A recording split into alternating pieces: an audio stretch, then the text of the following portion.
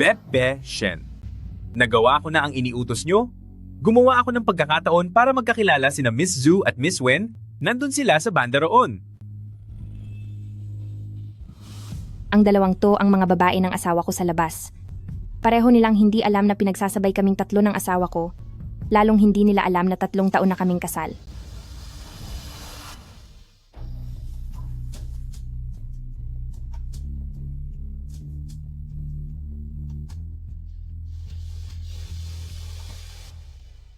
Kumusta kayo? Ako ang may-ari ng Unit 601 sa Building A. Ako si Shen Qingran. Kumusta? Ako naman si Wen Feifei. Ang liit nga naman ng mundo. Sa tapat mo lang ako nakatira, magkapit bahay pala tayo. Uy, mahal. Kamusta? To sa tingin mo? Pwede na.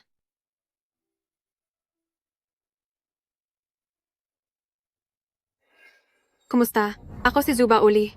Sa itaas mo lang ako nakatira? Nagkataon nga naman. Hindi lang ito basta nagkataon.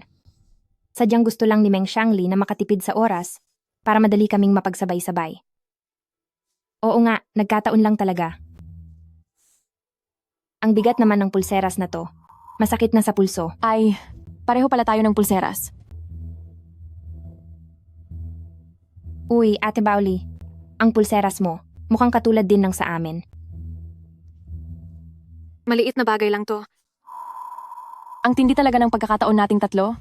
Itong sa akin, bigay to sa akin ng boyfriend ko. Paano naman sa inyo?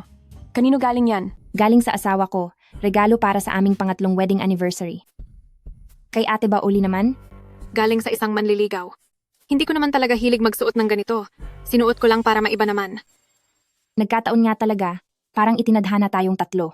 Hindi lang dahil magkalapit tayo ng tirahan, kundi dahil pati panlasa ng mga partner natin ay magkatulad din.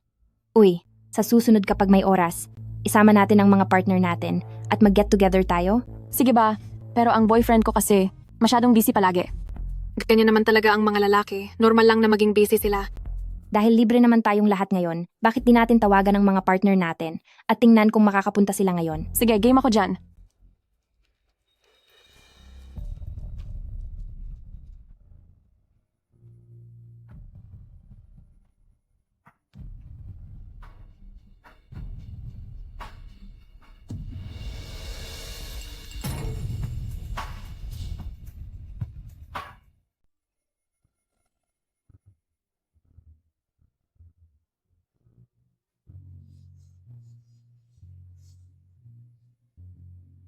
Mahal, pasensya na. Biglang kailangang mag-overtime ngayon. Sa susunod na lang. Baby, sorry na. Baka kailangang mag-overtime hanggang gabi ngayon. Babawi ako sa'yo bukas. Nasaan ang address? Papunta na ako agad.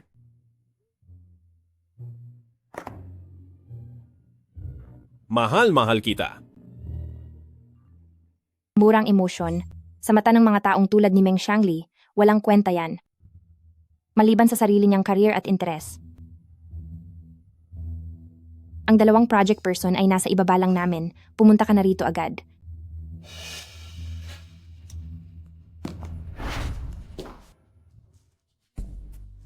Paparating na ang asawa ko. Nakakaingit ka naman, Ate Qingran. Sabi ng boyfriend ko, kailangan niyang mag-overtime ngayon. Ate Bauli, nasaan ang boyfriend mo?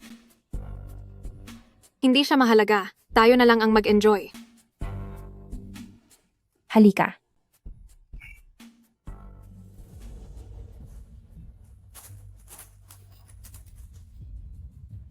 Asawa ko dito.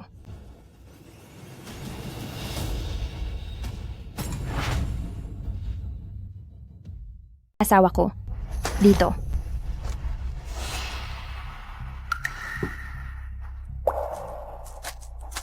Asawa ko, nandito ka na pala. May kakilala akong dalawang kaibigan. Isasama kita para makilala sila.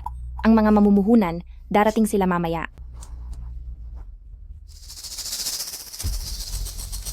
Ngayong araw medyo masama ang pakiramdam ko. Tungkol sa puhunan, pag-usapan na lang natin sa ibang araw. Ang boyfriend ni Ate Qingran, bakit aalis na agad pagkarating pa lang? Baka naman, ayaw niya tayong makita. Ang asawa ko, medyo masama ang pakiramdam ngayong araw, kaya baka hindi muna siya makasama sa ating pagtitipon. Bebe, Shen, ano bang trabaho ng asawa mo? Parang nakita ko na, siya dati pamilyar siya sa akin. Siya ba? Sa real estate financing siya. Nabalitaan ko na dati kang may jewelry company. Miss Ju, nag-invest din siya sa negosyo ng alahas. Kung pamilyar man siya, siguro ay nagkita na kayo.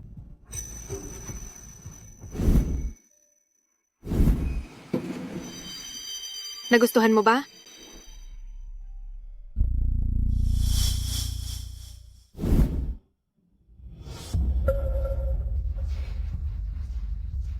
Meng Shangli, ang inihanda kong laro para sa iyo. Nagsisimula pa lang. Noong unang beses kong nalaman na nangangaliwa si Meng Shangli, dahil pala iyon sa dalawa niyang cellphone.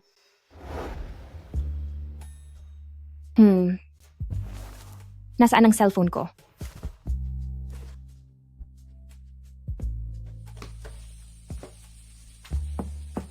Mahal ko, nakita mo ba ang cellphone ko?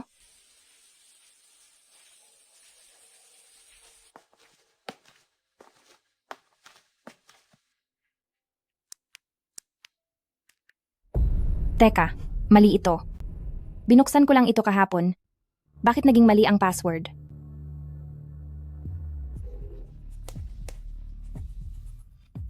Hindi. Pinalitan ni Shangli ang password nang hindi man lang sinasabi sa akin. Mahal ko.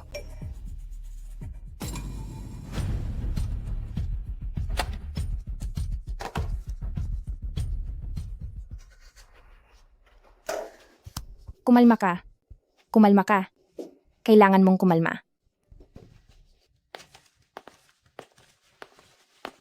Asawa ko, anong sabi mo? Hindi ko narinig ng maayos. Wala lang. Gusto ko lang itanong. Lalabas ka rin ba? Mamayang gabi para mag-exercise?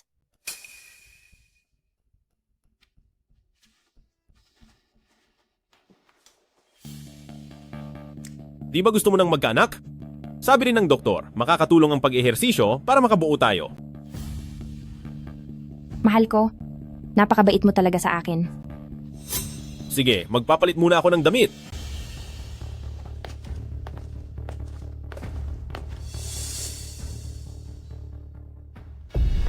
Ang pinakamabilis na paraan para tumanda ang isang babae ay hindi ang pagiging isang ina, kundi ang tanggapin ang pagtataksil ng taong mahal niya.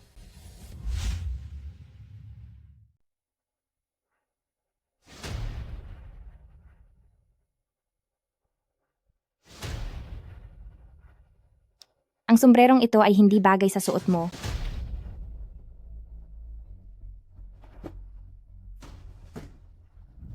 Ito ang mas bagay.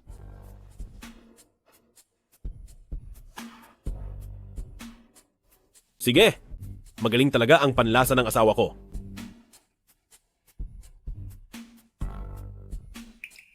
Magluluto na ako. Sige.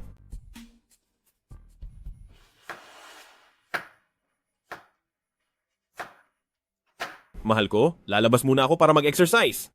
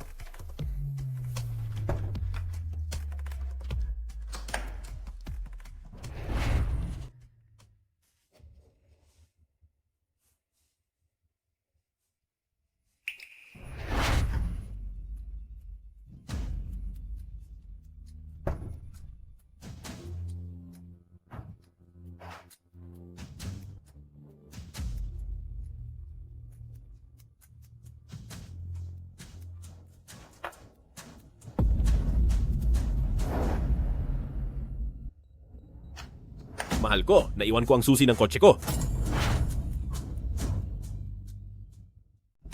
Mahal, naiwan ko ang susi ng kotse ko. Ang ulyanin mo talaga. Siyempre, hindi kaya ng bahay na to na wala ka.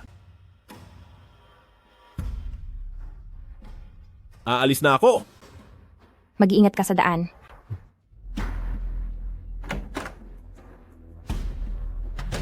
Hindi. Hindi maaaring maging ganito si Shangli. Baka naman ito lang ay cellphone niya para sa trabaho. Hindi ko dapat siya pinagdududahan ng ganito.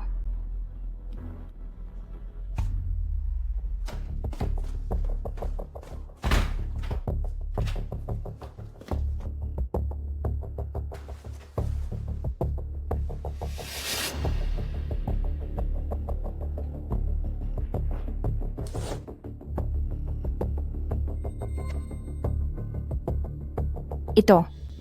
Hindi ito ang pabangong ginagamit ko ngayon.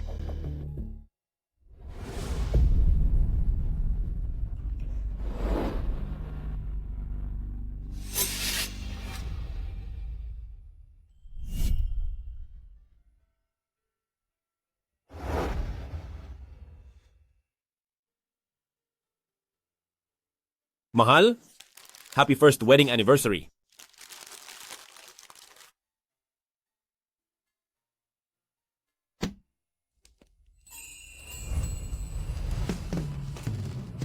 Salamat dahil pinili mo ako at handang makasama ako habang buhay.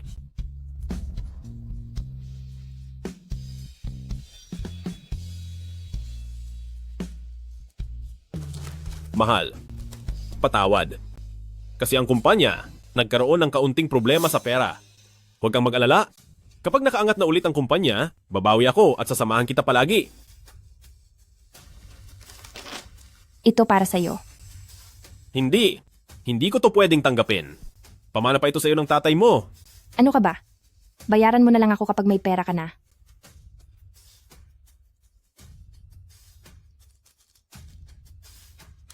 Mahal.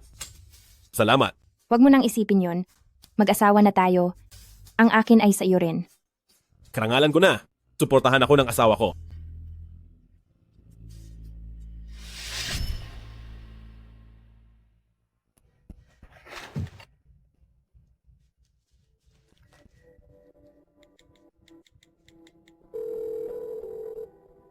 Magandang araw. Ano pong may paglilingkod ko sa inyo?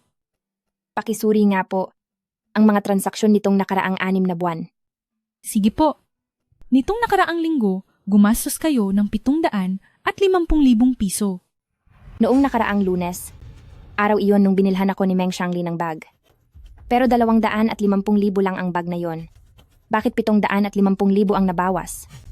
May iba pa bang malalaking gastos? Noong ika-30 ng nakaraang buwan, gumastos ng 3 milyong piso. Ika-30 ng nakaraang buwan, binigay sa akin ni Meng Shangli ang pulseras na ito. Pero 1 milyong piso lang ang halaga nito. Kaya naman,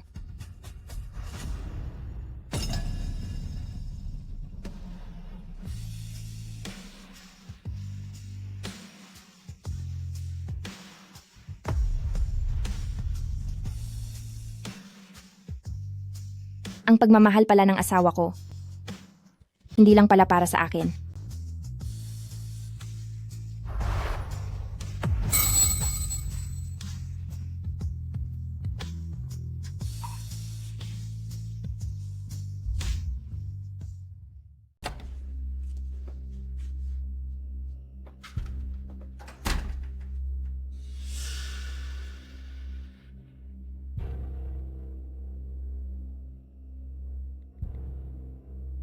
Hello, magandang araw. Dito po sa Vino Exclusive Store, ano po ang maipaglilingkod namin sa inyo? Magandang araw. Ako ang sekretarya ni Ginoong Meng. Yung 3 spring bag noong nakaraan, sa inyo ba in-order yon? Hindi ba sa inyo yon? Baka nagkamali lang ako ng alaala. Maganda ang kalidad ng mga bag. Balak ng amo ko na mag-order pa ng 3. Kung hindi pala sa inyo, magtatanong na lang ako sa iba. Sa amin po yun. Sa amin po talaga yon. Noong nakaraang linggo, nag-order si Ginoong Ming sa amin ng 3 bagong disenyo para sa spring.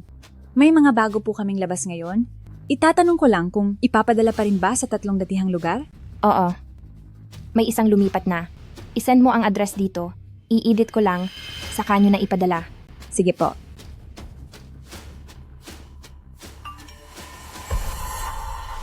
Di ko akalain. Meng Shangli, nagagawa mo palang ilagay ang 2 kabit mo nang malapit lang sa akin. Pati yung isa ay nasa kabilang pinto lang. Tulungan mo akong suriin ang mga ari-arian namin ni Meng Xiangli. Shen. Na-check na po namin para sa inyo. Ang mga ari-arian nyo ni Ginoong Meng, may balanse na 6 na piso at 80 sentimo. 6 at 80. Yung mga iniwan kong alahas sa inyong kumpanya, magkano ang halaga? Sige po, sandali lang. Hello, BB Shen. Yung mga nakatago sa amin na mga alahas, bag at singsing na diamante, puro peke at gaya-gaya lang po ang mga ito. Siniyasat ko na rin po pala ang mga asset ng kumpanya sa ilalim ng pangalan nyo na ilipat na lahat ni Ginoong Meng. Ngayon, ang kumpanya ng gusaling Tianrong ay nasa ilalim na ng pangalan ni Ginoong Meng at bago pa kayo magpakasal ni Ginoong Meng ay naitayo na ang kumpanyang ito. Meng Xiangli, planado mo pala ang lahat. Siya nga pala, ang 5 milyong piso na bayad pinsala mula sa aksidente sa trabaho ng tatay nyo, pati na ang iniwan niyang 20 milyong piso na pamana na ilipat na lahat ni Ginoong Meng sa account niya sa ibang bansa. At yung bahay na binili ng tatay nyo para sa kasal nyo, ibinebenta na rin ni Ginoong Meng sa ahente. Sige. Naintindihan ko na.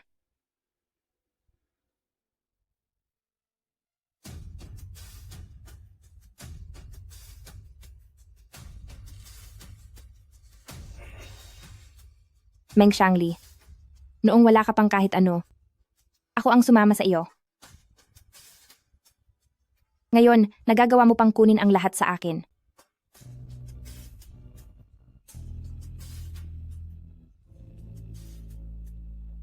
Hello? Hello? Itatanong ko lang, si Uncle Sue ba ito? Ako ang anak ni Shen Xiong, si Shen Qingran. Oo. Ako nga ito. Uncle Sue, ang pagkawala ng tatay ko, hindi ba parang kahina-hinala? Paano naman makakalimutan ni Papa ang kaarawan ng ranran ko? Kinansela ko ang lahat ng meeting. Ngayon, pabalik na ako sa inyo. Alam ko namang pinakamabait sa akin si Papa. Hihintayin ka namin ni Xiangli dito sa bahay. Sige, sige. Binilhan pa. Kita ng cake.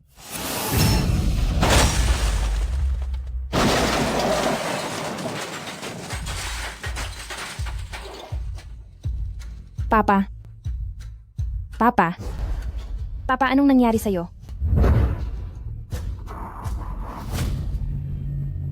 Bilis, tulungan niyo siya. Tulungan niyo siya.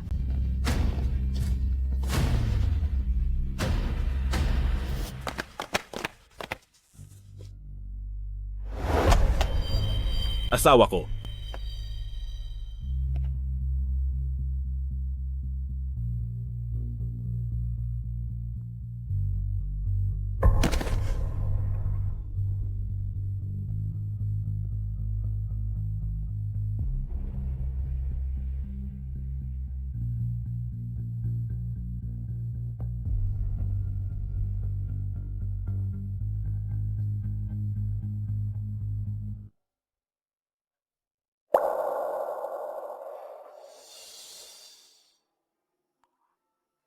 Kayo po bang pamilya ng nawala?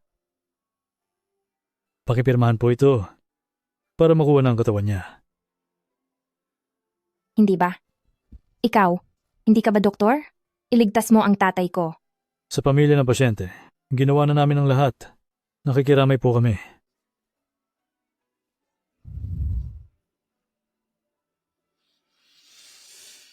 Asawa ko.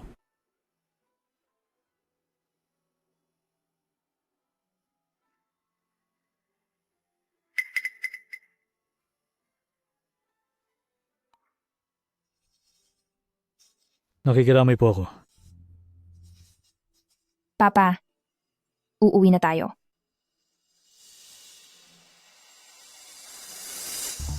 Ay, sandali lang po. Kayo po ba ang pamilya ng nawala?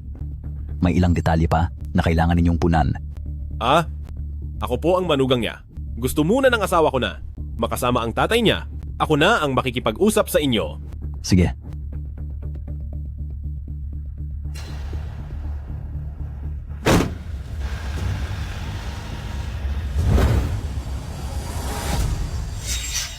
Matagal ko nang hinihintay ang sasabihin mong yan.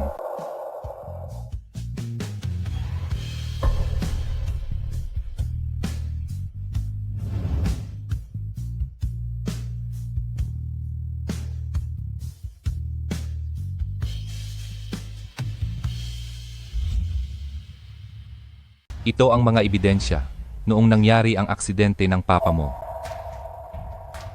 Akala nating lahat noon na aksidente lang ang nangyaring iyon sa kalsada. Hanggang sa kalaunan, pinag-aralan ko ang mga ebidensya. Sa tingin ko ay sinadya ito ng kung sino. Kung ganoon, bakit? At hindi nyo sinabi sa akin noon? Tinawagan kita. Pero ang asawa mo ang sumagot. Sabi niya, sa wakas ay naka-move on ka na mula nang mawala ang papa mo, kaya wag na raw kitang guluhin. Mahal ko? Napagod ka? Masyado ka ng hapo? Nag-aalala ako sa'yo. Gamitin mo ang pagkakataong ito para makapagpahinga ka ng mabuti rito sa bahay. Kung alam lang, ni Papa, na ganyan ang kalagayan mo ngayon, siguradong mag-aalala rin siya ng husto.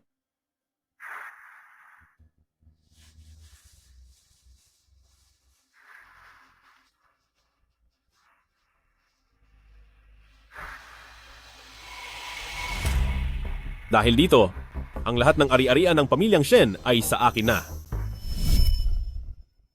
Ang lahat pala ng nangyari ay matagal mo nang pinlano, Meng Xiangli. Uncle Xue, alam ko na kung sino ang may gawa nito. Meng Xiangli. Sa ngayon, ang lahat ng ito ay mga hinala pa lang natin. Sa mga ito lang, hindi pa sapat para ang bastos na yan ay maparusahan ng husto. Kailangan nating ipakita ang tunay niyang kulay, mangolekta ng higit pang mga ebidensya para tuluyan siyang mapanagot sa batas. Ganto na lang, babalik ako para tignan uli ang CCTV. Baka sakaling may makita pang bagong clue. Uncle Xue, pwede mo bang padalhan ako ng kopya ng CCTV? Sige, isend ko sa'yo pagbalik ko. Meng Xiangli, papanagutin kita sa lahat. Ate Bauli, Fei-Fei, dahil ang mga boyfriend nyo ay busy ngayong araw, ano kaya kung sa bahay na lang kayo maghapunan? Total malapit lang naman ang mga bahay natin. Sige ba? Salamat sa imbitasyon. Mahal ko, halika na rito. Ipapakilala kita sa mga bago kong kaibigan. Nandyan na! Halikayo, upo kayo. Mahal ko,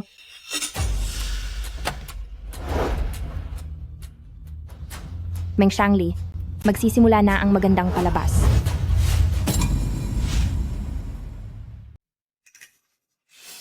Qingran, bakit dito sa bahay niyo ay wala akong nakitang wedding photo niyo ng asawa mo? Medyo luma na ang mga larawang yon. Pinaayos ko kay auntie sa shop. Bakit? Gusto bang makita ni Ate Bauli? Sige, papakuha ko na lang. Hindi. Nagtanong lang naman ako. Ate Qingran, may problema ba ang asawa mo? Nakita ko lang na isinara niya ulit ang pinto. Kung may gagawin siya ay babalik na lang kami sa ibang araw. Ganoon ba? Maupo muna kayo. Papasok muna ako para tignan.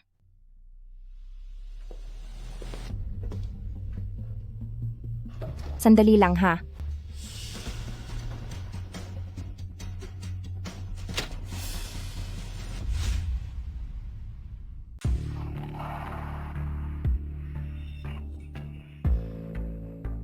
Asawa ko, anong nangyari? Di ka ba masarap ang pakiramdam? Dadalhin kita sa ospital. Wag na.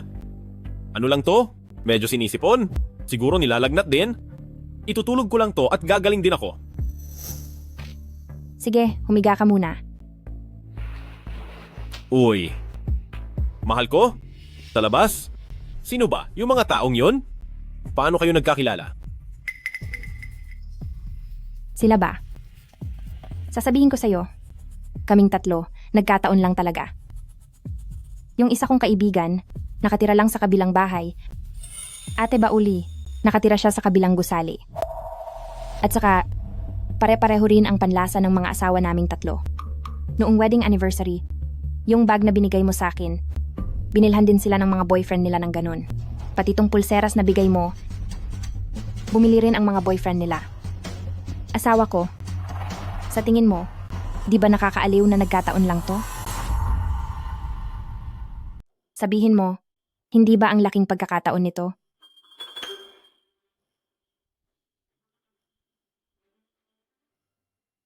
Iniisip mo ba na ang regalong binigay ko ay masyadong ordinaryo? Huwag kang mag-alala. Pagbalik ko, siguradong gagawa ako ng espesyal na para sa'yo. Isang regalong tanging sa'yo lang. Hindi naman. Ano mang galing sa asawa ko. Gusto ko lahat yon. Kaya lang, sa tingin ko, ang mga nobyo nila ay napakamaalalahanin din kasing galing din ng asawa ko. Pagaling ka muna, pagkatapos ay magsama-sama tayong tatlong pamilya. Naniniwala ako na ikaw at ang mga nobyo nila ay tiyak na maraming mapag-uusapan. Saka na muna, masyadong abala sa kumpanya kamakailan. Sige, kapag hindi ka na abala, tsaka ako na sila yayayain.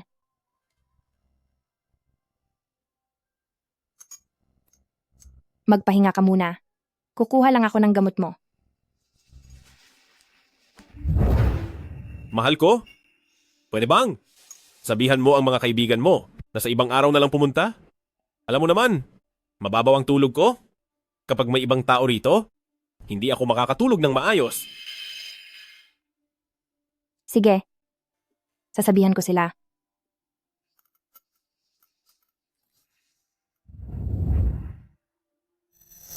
Tatlo. Dalawa. Isa. Miss Zhu, welcome sa laro.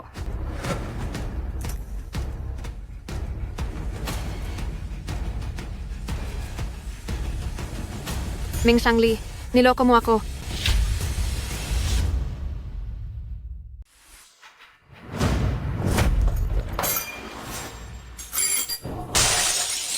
Pasensya na, Chingran. Nadulas lang ang kamay ko.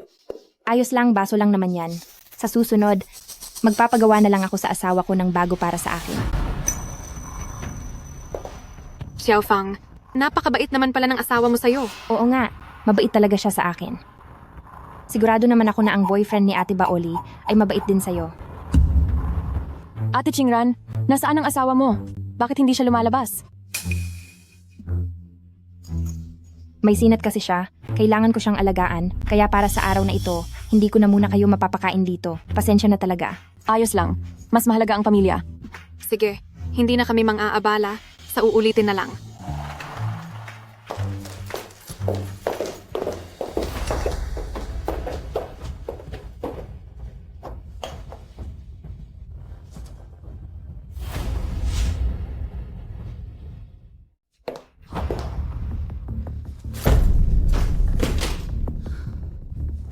Ming Shangli, walang hiya ka.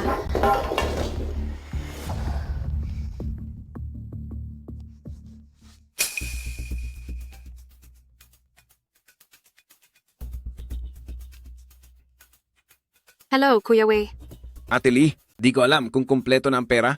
Sa makalawa na ang huling deadline, kailangang makita ko ang 5 milyong interest. Kapag di ka nakabayad, huwag mo akong sisisihin, Ate Lee, kung wala na akong konsiderasyon. Wang Wei, bakit di ka na lang magnakaw? Isang buwan pa lang ang nakalipas, paanong naging 5 milyon na ang interest? Kung wala kang pera, ayos lang. Ang anak mo ay naipatransfer ko na sa ibang ospital. Malaki rin ang kikitain sa mga donor ngayon. Hindi ko mamasamain na gamitin siya para pambayad sa utang mo. Wang Wei, hayop ka talaga. Kapag nakita ko na ang pera, saka lang namin siya pakakawalan. Bahala ka na sa buhay mo, Ate Lee. Ano ba talagang balak mong gawin sa anak ko? Hello? Hello?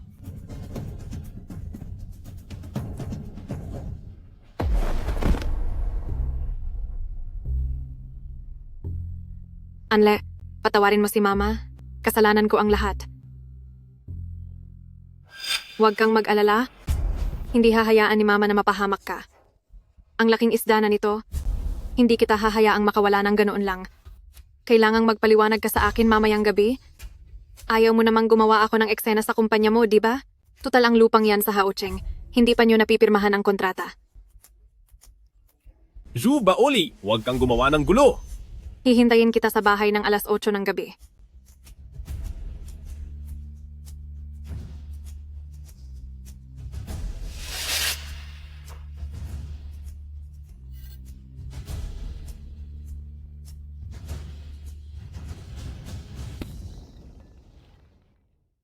Kung iniisip mong lalaki ang magsisilbing sandigan mo habang buhay, nagkakamali ka. Ang mga lalaki, habang buhay na sakit sa ulo yan, dapat mo lang silang gamitin ng tama tapos ay itapon na parang basura.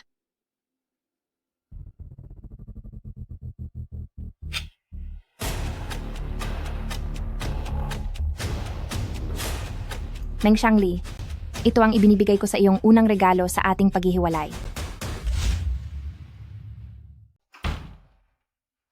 Mahal ko, sa opisina, mayroong kailangang dokumento na dapat kong asikasuhin agad.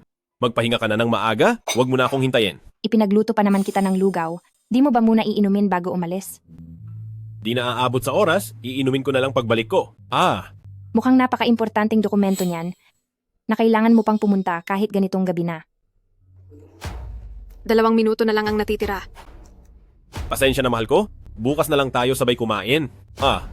Sige, mag-iingat ka, asawa ko.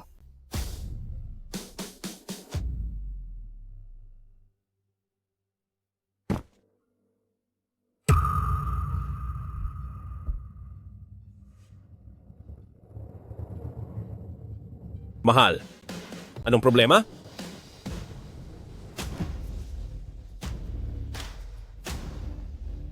Meng Xiangli, larong tagu-taguan. Sana ay samahan mo akong tapusin ito.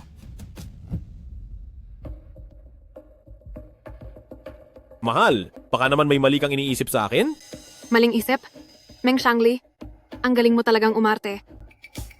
Anong arte ang sinasabi mo? Kulang pa ba? Ang pagiging tapat ko sa'yo? Tapat? Nakakasuka ka talaga. 3 taon ka na palang kasal. Kung hindi ko pa ito nalaman, balak mo ba itago ito sa akin habang buhay? Oo. Kasal na nga ako. Pero, ang taong mahal ko ay ikaw lang. Huwag mo akong pasukahin dito. Hindi ko kailangan ng pagmamahal mo.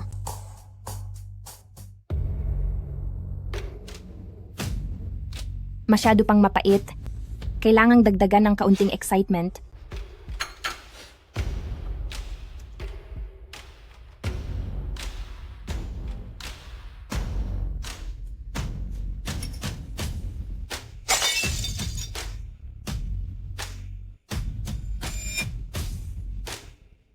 Para maging mas masaya to.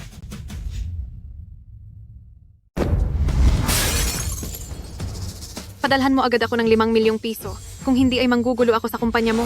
Sa oras na yon, ang imahe mo bilang mabuting asawa ay tuluyang masisira. Tingnan natin kung sino pa ang makikipagtulungan sa'yo. Zhu Baoli, akala mo ba ay matatakot mo ako? Sino ba ang dahilan kung bakit naging bise-presidente ka ng kumpanya ng alahas na ito? Ikaw na bise-presidente ng kumpanya? Nagtaksil at naging kabit ko. Iisipin lang ng mga tao na ang galing ko. Samantalang ikaw ay nagpapakababa lang. Tinatakot mo ba ako? Meng Xiangli, kapag ipinagsabi ko ang lahat ng ito, mananatili pa kaya ang ningning mo ngayon? Ikaw, Sa wakas, alam ko na kung bakit ang asawa mo ay may apelyidong Shen. Ang galing mo talagang magplano.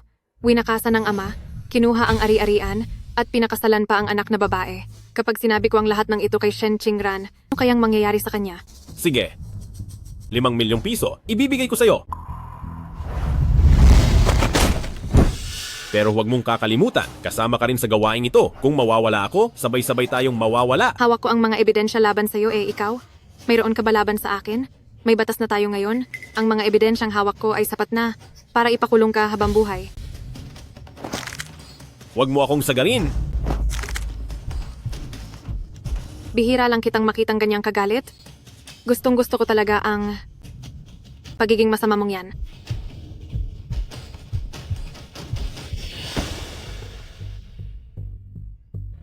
Pa, huwag kang mag-alala. Pagsisihan niya ang lahat ng ginawa niya.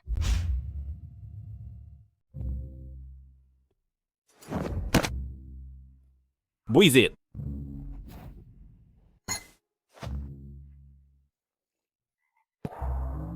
Org. Ubo.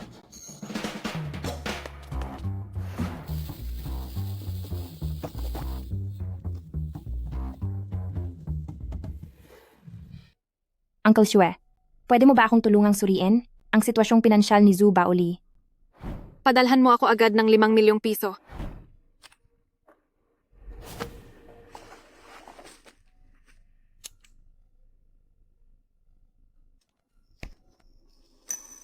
Ang susunod na target ay ikaw na.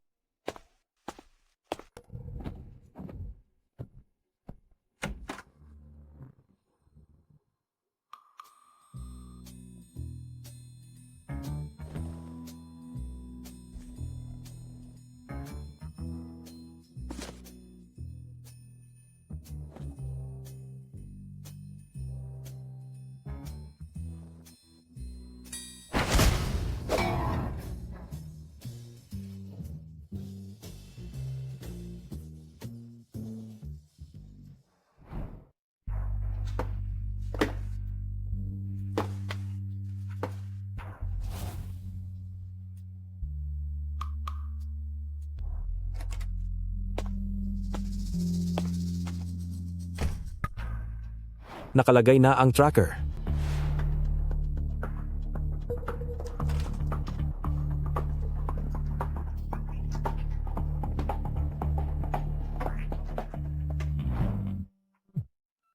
Hello, Uncle Shue. Nahanap ko na ang impormasyon tungkol kay Zhu Baoli. Mayroon siyang 4 na taong gulang na anak na babae na may sakit sa puso. Sa paglipas ng mga taon para sa pagpapagamot ng anak niya, naubos na ang lahat ng naipon niya. Bukod pa rito, ang kumpanya niya ay nagkaroon ng ilang problema. Nang utang siya sa loan shark noong nakaraang linggo ng 30 milyong piso. Salamat, Uncle Shue.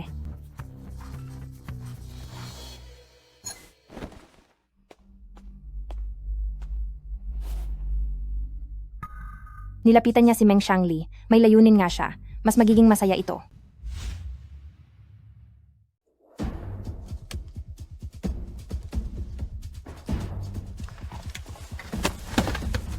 Sabihin mo na, ang hawak mong bagay? Magkano ba talaga ang halaga niyan? Gusto mo bang bayaran to? Natatakot lang ako na masira mo ang plano. Sige ba? 30 milyon. Bigyan mo ako ng 30 milyong piso at ibibigay ko lahat ng ebidensya sa'yo. Bahala ka na kung anong gagawin mo. Zhu Baoli, huwag kang masyadong abusado. Hindi naman. E di huwag na lang.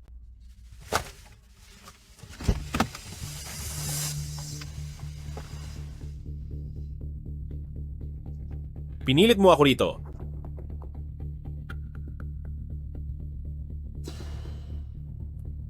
Gawin nyo na. Tapusin nyo siya. Anong klaseng tao kaya ang kusang susunod sa akin? Siyempre, yung mga taong nawawalan na ng pag-asa. At Meng Xiangli, ibinigay mo pa ang pagkakataon sa mga kamay ko.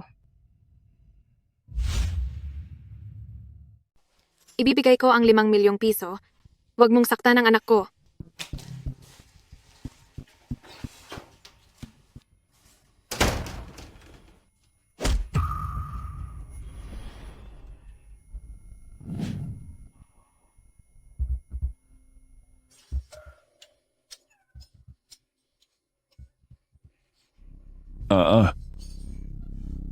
Huwag kang umiyak.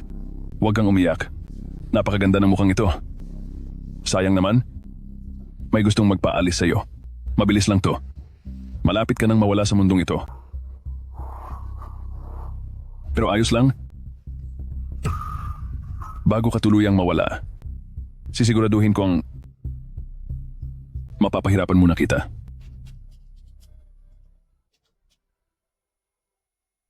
Heto na ang latigo.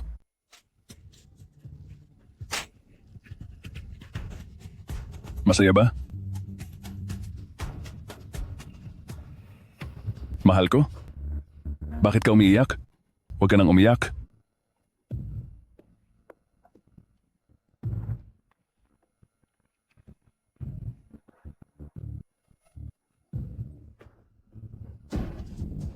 Tama, sige. Umiyak ka pa.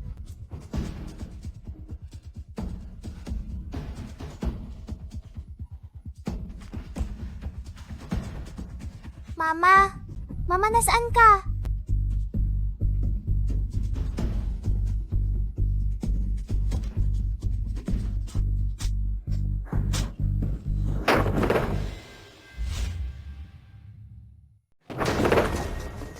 Sino kayo?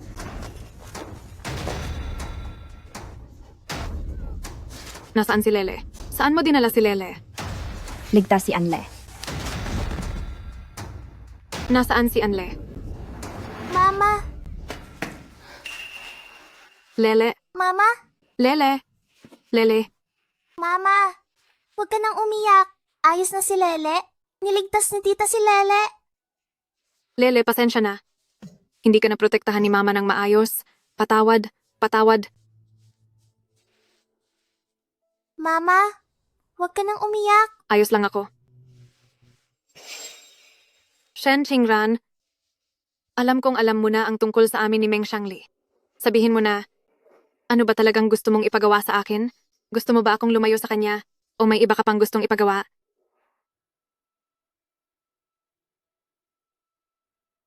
Matalino ka, Miss Ju.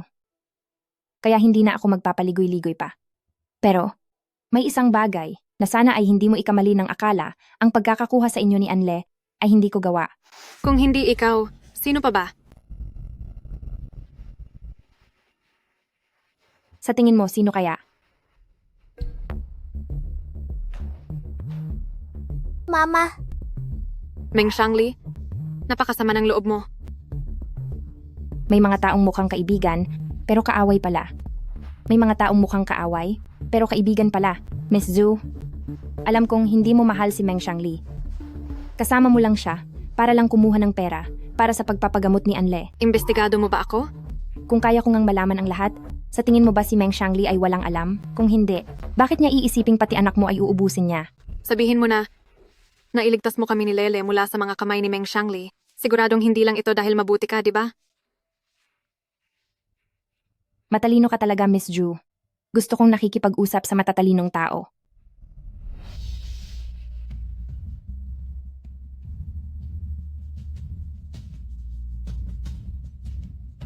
Gusto kong sumama ka sa akin para unti-unti siyang wakasan.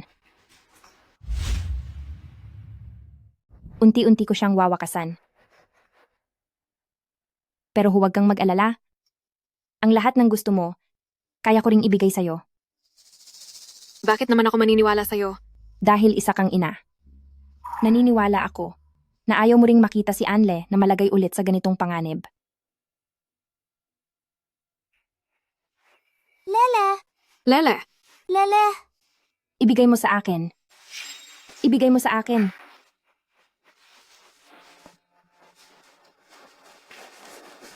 Tumawag kayo ng ambulansya. Lele. Lele. Magbayad muna ang pamilya sa counter. Pasensya na, doktor.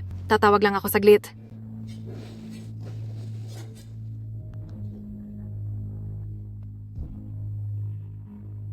May 200,000 piso ang card na to. Hindi man marami, pero makakatulong sa oras ng pangangailangan. Salamat. Gawing kaibigan ang kaaway sa 2 hakbang lang. Alamin ang kailangan niya at tulungan siya. Doktor. Doktor, kumusta ang anak ko, doktor? Ligtas na ang bata. Kailangan niya lang magpahinga na mabuti. Magiging maayos din ang lahat. Salamat. Maraming salamat po talaga. Trabaho po namin ito.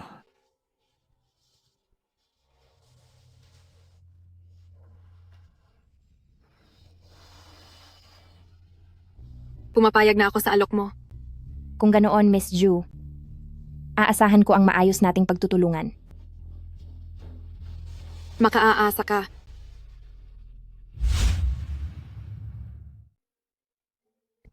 Hello? Bibi, Shen, handa na ang lahat. Sige, kilos na. Anong kilos? Tara, may ipakikita akong magandang palabas sa'yo.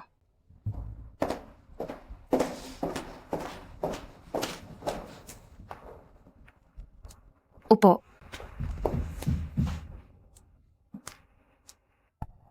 Ito. Ito ba ang sinasabi mong magandang palabas?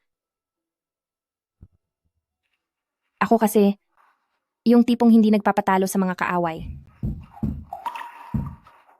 Ngayon, magkasama na tayo sa laban na to. Salamat. Ang paghihiganti natin Nagsisimula pa lang. Maaari na kayong magsimula.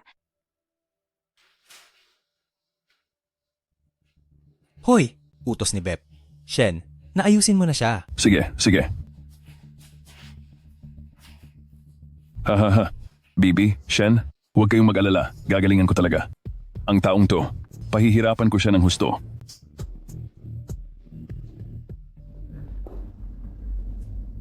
Mr. Meng. Mr. Meng.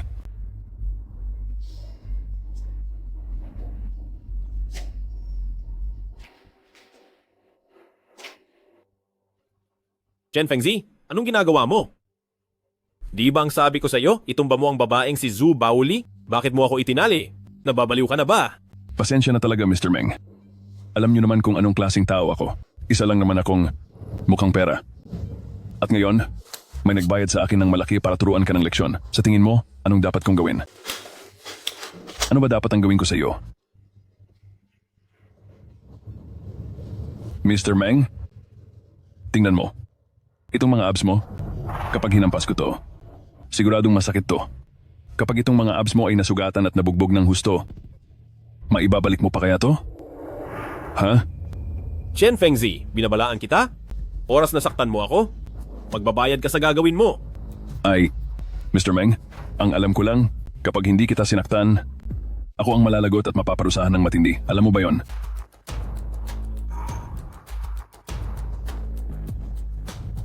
Ikaw.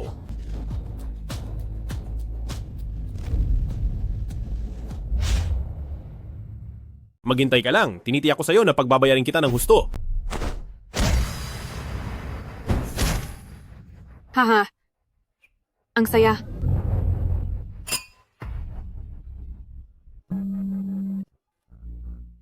Dalawang mga binibini? Ang palabas ngayong araw, nasiyahan ba kayo sa napanood nyo? Napakahusay. Ayos, mabuti naman. Mabuti kong nasiyahan kayo. Paano naman yung bayad ko? Oo, nakita ko na. Kunin mo ang card na yan at habang buhay kang mawala sa paningin ko. Sige po.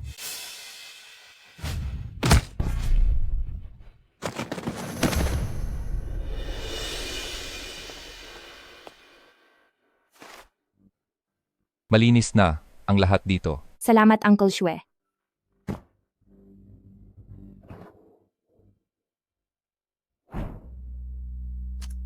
Buti na lang at nasa panig mo ako. Kundi sa paraan ng paghiganti mo, tiyak na magsisisi ako. Dahil sa akin, hindi ko pinapalampas ang atraso ng iba.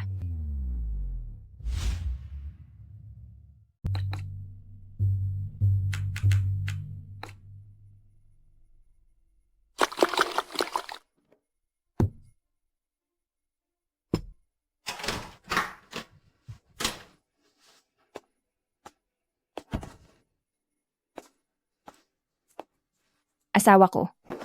Sino ang may gawa nito sa'yo? Wawakasan ko siya. Ay! Talagang mahal ako ng asawa ko. Dapat tayong tumawag ng pulis para hulihin ang mga taong to. Ay! Ayos lang ako?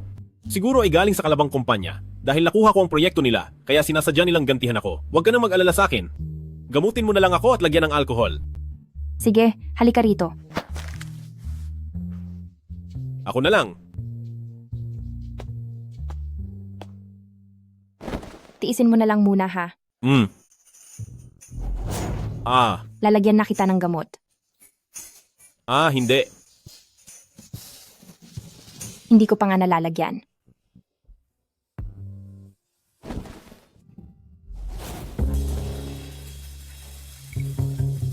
Ayos na.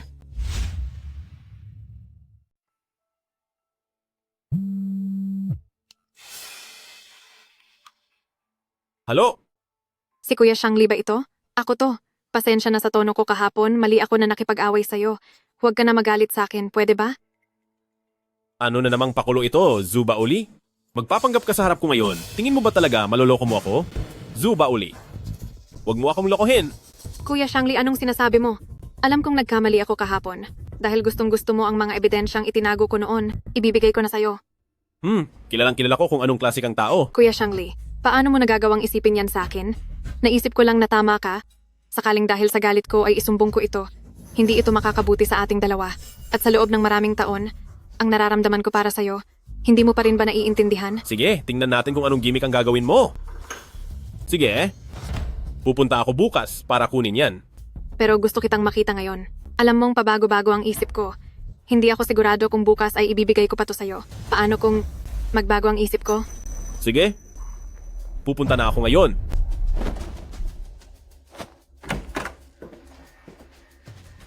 Mahal ko, bakit ka bumabangon?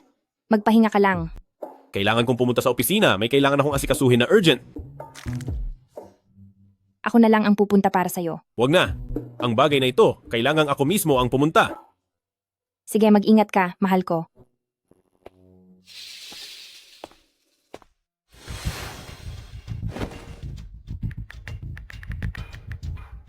Papunta na siya.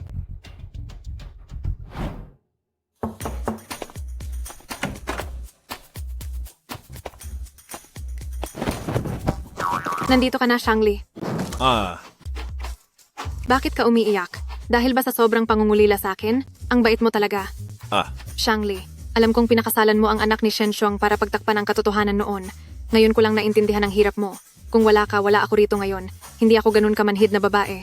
Patawarin mo na ako sa pagkakataong ito. Bitawan mo muna ako bago tayo mag-usap. Hindi, ayaw kong bumitaw.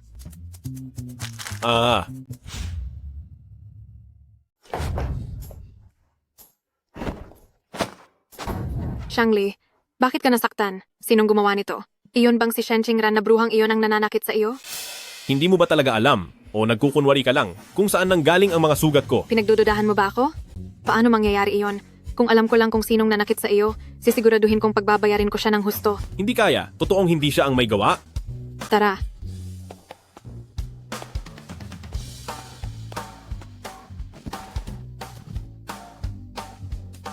Paano na ang bagay na iyon? Huwag kang mag-alala. Hindi ako magbabago ng isip. Kukunin ko na para sa iyo.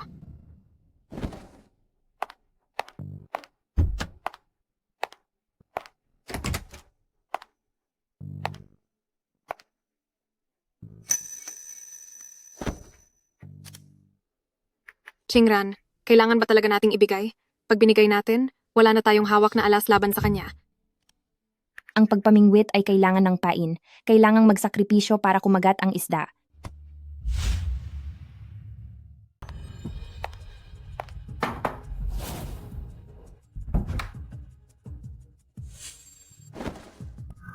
Ito ang pinakagusto mong makuha.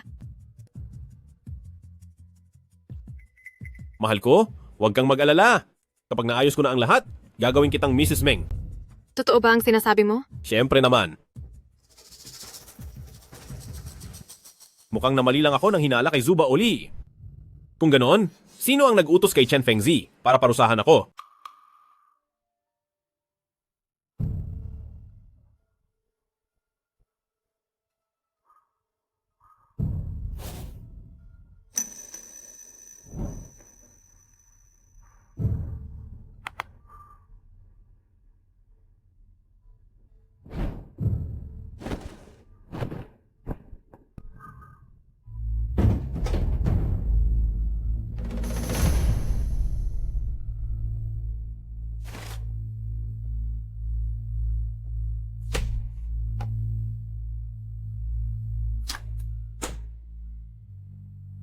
Ngayon, ang kaarawan ni Shen Qingran, mahal na mahal ni Shen Xiong ang kaniyang anak, kahit gaano pa siya kabuzi, uuwi siya para magdiwang. May ginawa na ako sa sasakyan ni Shen Xiong. Plano ko na ang lahat. Sa oras na makabalik si Shen Xiong, boom!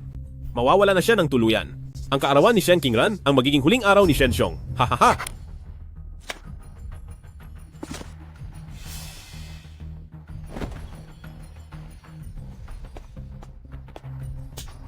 Sa pagkakataong ito, wala nang kahit ano ang makakapagpigil sa akin. Asawa ko.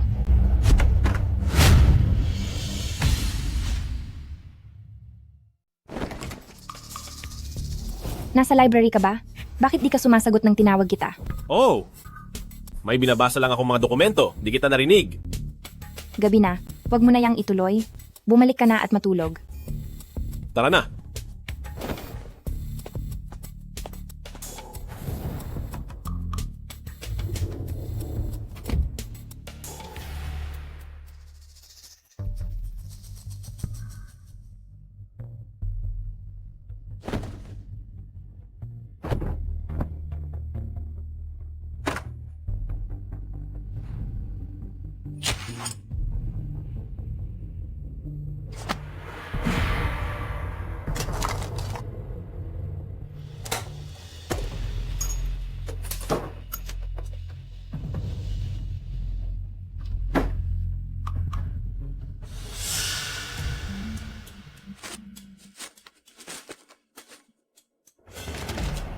Anak ni Shen Xiong, si Shen Qingran. Ang paboritong bulaklak ni Shen Qingran, lirio. Suot ni Shen Qingran ang graduation cap, Huaching University, Shen Xiong, napakabait ni Shen Group. Handa ka bang magpakasal sa akin? Kaya pala mula noong lumapit ka sa akin sa simula, plano mo na ang lahat ng ito, at ako. Kasangkapan mo lang para mapalapit sa tatay ko. Mahal ko.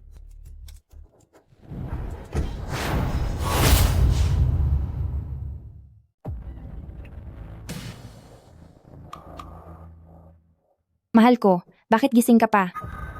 Gabi na. Bakit hindi ka pa natutulog? Nagbasa lang ako ng mga recipe. At nawili lang ako bigla. Nga pala, anong gusto mong kainin bukas? Ikaw na ang bahala. Tara na, matulog na tayo. Mauna ka na muna. Naalala ko lang, may kailangan akong tawagan para sa trabaho. Sige, sige na nga.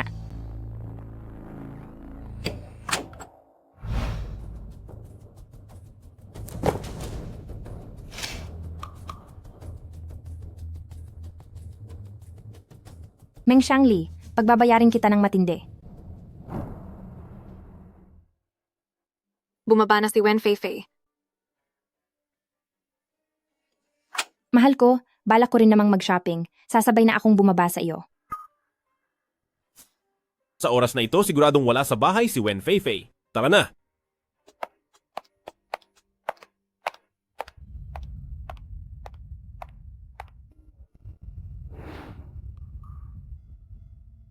Mahal ko, tabingi ang kurbata mo. Asawa ko? Wala na akong oras. Mauna na ako. Uy, wala ka ba talagang nakalimutan? Alis na ako.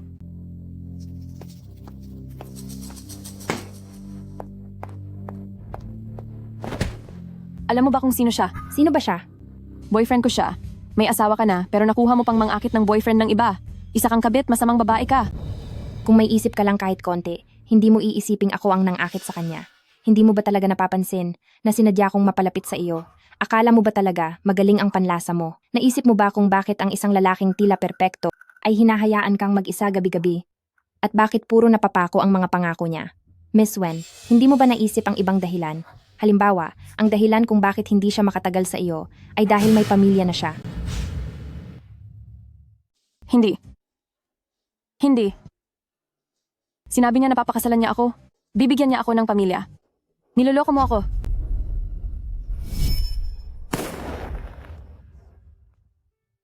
Maligayang kaarawan?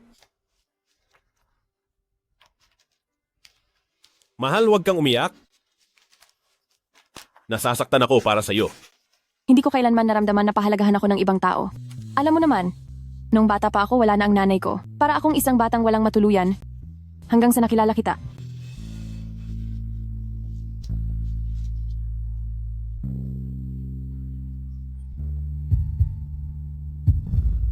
Huwag kang mag-alala. Mula ngayon talagang pahahalagahan kita. Aalagaan kita habang buhay. Bibigyan kita ng tahanan na para sa ating dalawa lang.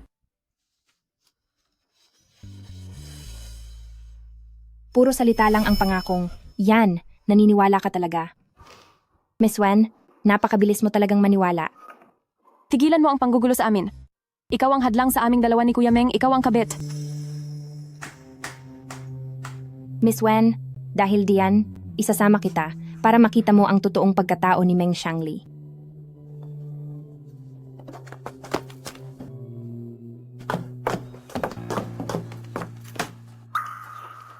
Halika. Tingnan mo, ito ang sinasabi mong nagmamahal. At papakasalan ka.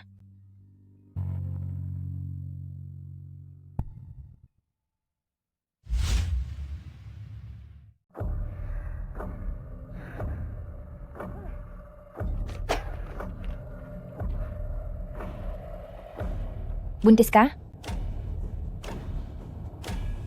Anak ko ito. At wala itong kinalaman sa iba. Samantalang ikaw, may balak ka sa paglapit sa akin, di ba? Ayoko lang. Na maloko ka ng masamang lalaking yan. Miss Wen, di ba sabi mo mahal ka niya? Bakit di mo subukang tawagan para patunayan?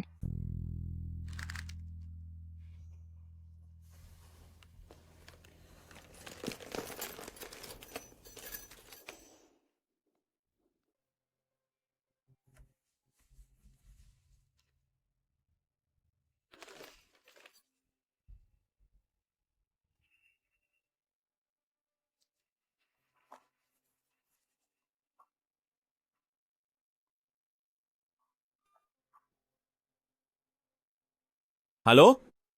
Nasaan ka? Nasa opisina ako at nag-overtime, mahal ko. Pupuntahan kita mamaya, medyo abala lang ngayon. Sigurado kang nasa opisina ka? Siyempre naman.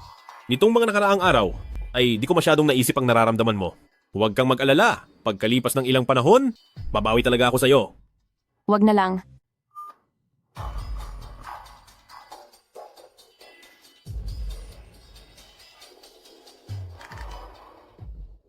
Magaling magpanggap ang mga tao.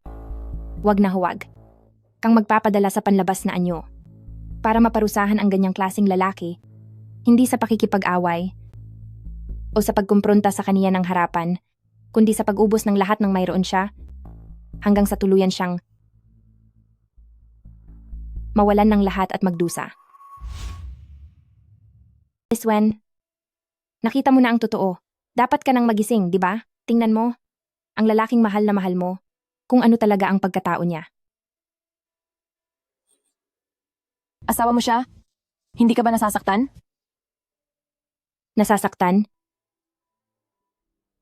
Gusto ko na siyang mawala. Pero, sa tingin ko, Miss Wen, ikaw ang mukhang mas nasasaktan. Kung hindi ka pa rin naniniwala.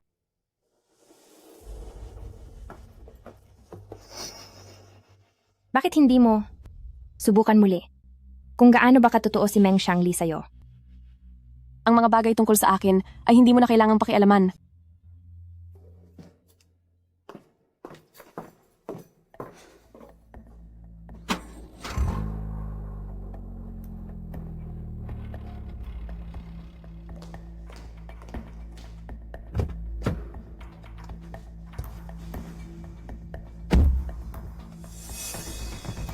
Qingran, bakit kailangang sabihin kay Wen Feifei? Hindi ka ba natatakot na baka sirain niya ang plano natin? Ang pag-ibig, nagbubulag sa isang babae. Pero kapag nagising na, magiging isang matalas na sandata ito. Tingnan mo.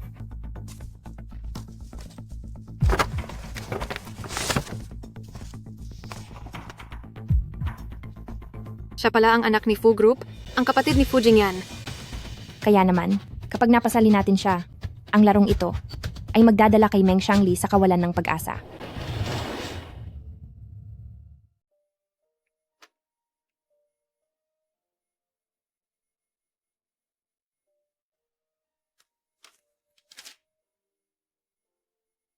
Anak, kung hindi ka gusto ng tatay mo, anong gagawin natin?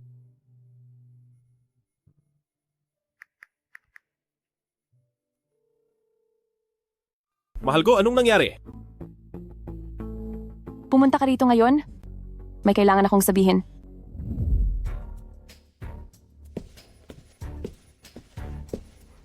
Mahal ko? Ano yon?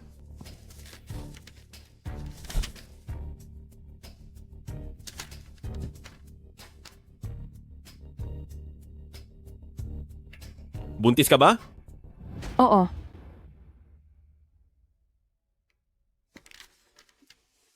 Mahal ko? Nagdalang tao ka. Siyempre ay masaya ako. Pero alam mo naman, ang kumpanya ko ngayon ay papaunlad pa lang. Natatakot ako na wala akong oras para sa iyo. Ang ibig mo bang sabihin ay alisin ko ang sanggol? Bata pa naman tayong dalawa. Kahit ilan pa ang gusto natin sa hinaharap ay ayos lang. Sige. Mag-isa kong palalakihin ang anak ko. Wala ka ng kinalaman sa amin. Umalis ka na. Ayaw na kitang makita pa.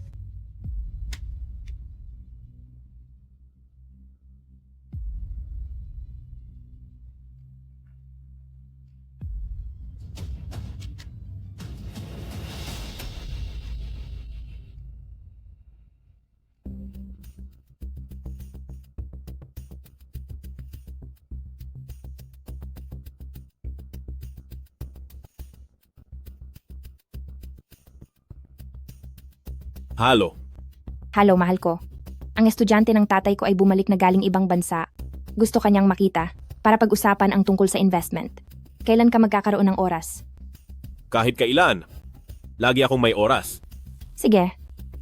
Ako na ang bahalang mag-ayos. Sa harap ng malaking kita, Meng Xiangli, ano kaya ang pipiliin mo? Ang batang ito ay hindi dapat malaman ni Shen Qingran.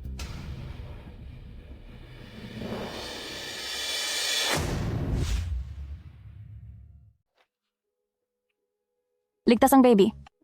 Titiyakin ni Mama na ang baby ay malusog na darating sa mundong ito at magiging pinakamasayang bata.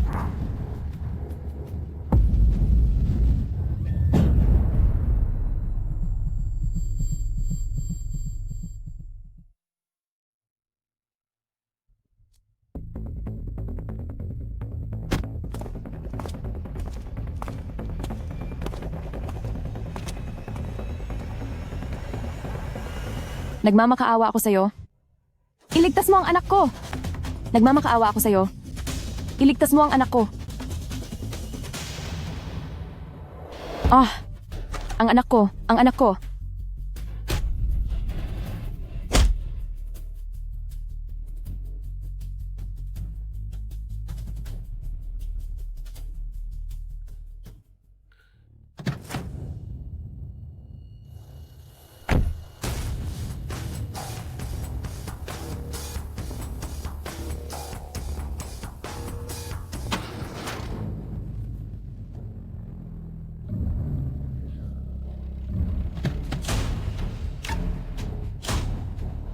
Tumawag kayo ng ambulansya. Bilis.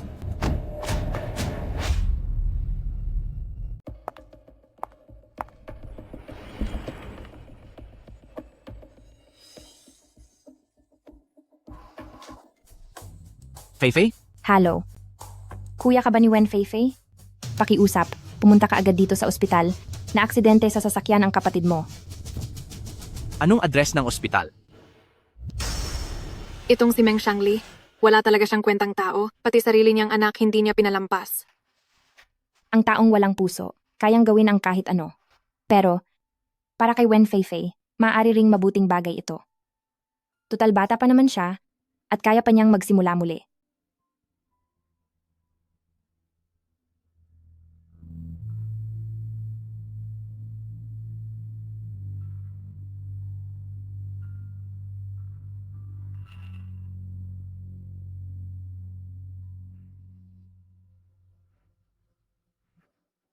Nasaan ang anak ko? Nasaan ang anak ko? Ikaw ba ang nagtanggal sa anak ko? Ikaw ba? Huwag mo kaming pagbintangan ng ganyan kay Ludong Bin. Kung hindi dahil sa amin, matagal ka nang nawala kasama ng anak mo.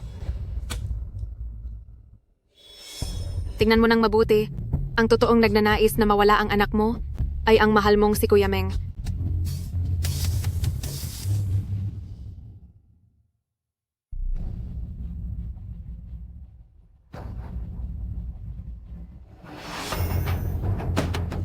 Meng Shangli, pagbabayarin kita sa ginawa mo sa anak ko. Di ba gusto mong turuan ng leksyon si Meng Shangli? Sama ako. Ang biktima, sa wakas ay naging mangingisda na rin.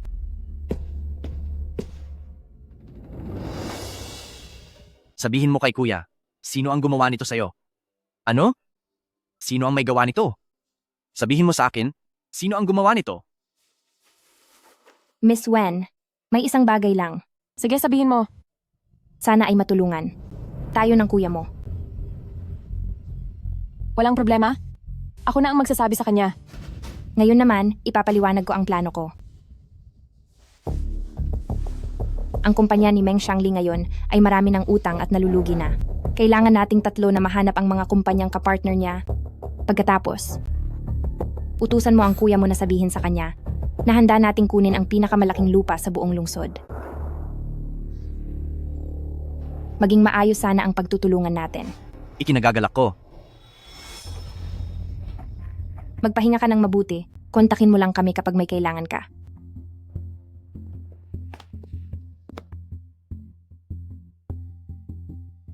Isa ka talagang matapang at walang takot na babae.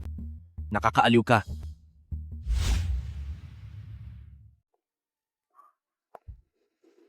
Mahal, patutulog na ako? Medyo napagod ako ngayong araw? Sige, matulog ka na muna. Titingin lang ako ng mga recipe. Sige.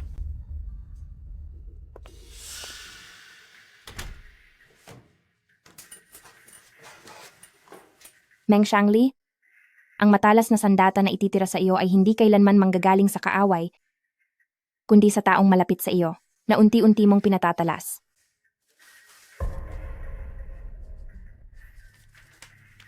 Ang pondo ng kumpanya ay matagal lang hindi makaikot ng maayos. Dati ay nailigtas kita. Pero sa pagkakataong ito, kailangan kitang tulungang mapabilis ang pagbagsak.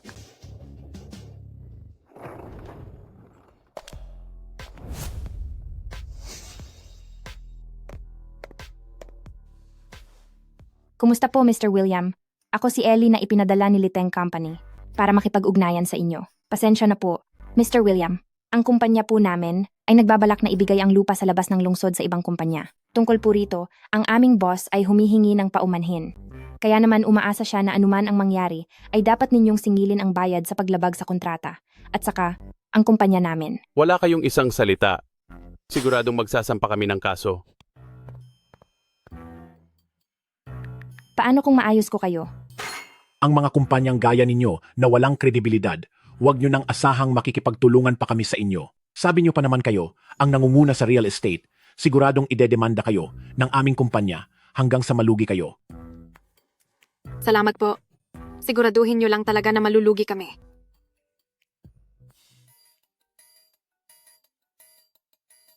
Napakadali lang nito. Galit na sila.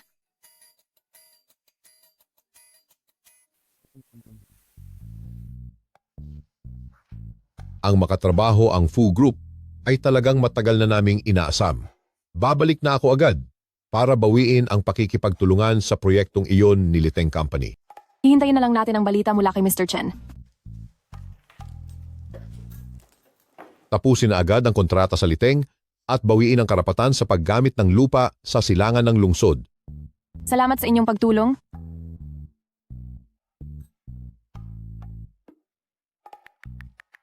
Naayos ko na rin ang sa akin. Mr. William, pag-usapan natin ito ng maayos, ang ating pagtutulungan. Sa pagitan nating dalawa, ay wala nang anumang ugnayan. Ang sulat mula sa abogado ay naipadala ko na. Bilisan ninyong bayaran ang aming mga nalugi. Kung hindi, formal kong idedemanda ang kumpanya ninyo. Mr. William, Mr. Meng, tayo po? Mr. Wang, huminahon po muna kayo. Hindi naman talaga sa wala kaming balak na makipagtulungan. Huwag po kayong ganyan. Pag-usapan natin ito ng maayos. Wala nang dapat pag-usapan. Bayaran nyo na agad ang multa sa akin. Kung hindi, sisiguraduhin kong mananagot kayo sa akin. Mr. Wang, Ginoong Wang. Mr. Meng, anong nangyayari? Ngayong araw ay pangwalo na ito. Nakasosyong pumunta rito para magkansela. Mr. Meng? Hindi kaya may nananabutahe sa atin sa likod natin? O kaya naman, may naglabas ng lihim ng kumpanya? Ang mga dokumento ng kliyente na katuwang ng ating kumpanya ay iniwan ko lang sa bahay. Paano itong malalaman ng ibang tao? Hindi kaya? Dahil ito kay Shen Qingran?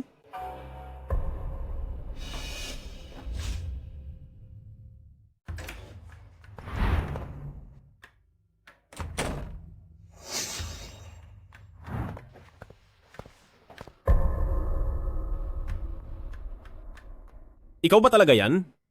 Shen Qingran?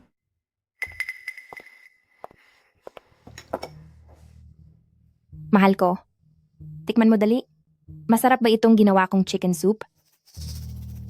Mahal ko. Anong nangyari sa'yo? Masama ba ang pakiramdam mo? Pumasok ka ba sa study room ko? Oo. Pumasok ako para maglinis ng kwarto. Bakit? May nawawala ka ba? May ginalaw ka ba? Sa mga dokumento ko? Anong dokumento? Mula nung umuwi ako, hindi ko na kailanman hinawakan ang mga gamit na yan. Bakit? May nawawala ka lang, ako na agad ang sisisihin mo? Nag-o-overthink lang ba talaga ako? Dahil sa katapatan ni Shen Qingran sa akin, kung may nalaman man siya tungkol sa kumpanya, hindi siguro siya magiging ganito katahimik. Wala. Tinatanong ko lang naman. Meng Shangli, masyado ba kitang pinagbibigyan palagi? Nagagawa mo na akong pagdudahan ngayon? Asawa ko? Huwag ka nang magalit sa akin. Humihingi na ako ng tawad. Asawa ko. Sorry na. Ang asawa ko, siya ang pinakamabuting asawa sa mundo at siya rin ang pinakamaintindihing asawa. Patawarin mo na ako ngayon? Sige na? Patawarin ka? Oo naman. Sige. Inumin mo lahat itong niluto kong chicken soup. Iinumin ko. Chicken soup na luto ng asawa ko, dapat talagang inumin.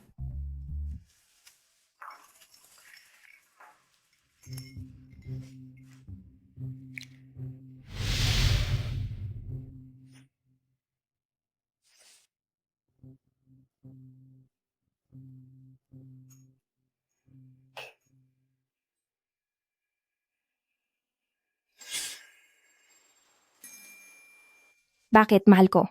Hindi ba masarap? Hindi. Masarap siya. Kung masarap, uminom ka pa.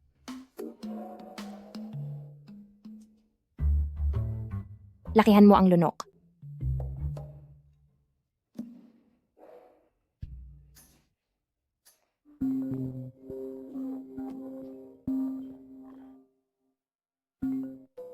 Hello? Mr. Meng, hinahanap tayo ng panig ni Fu Group para makipagtulungan sa pinakamalaking lupain sa Jing City. Anong sabi mo? Sige, pupunta na ako dyan ngayon din.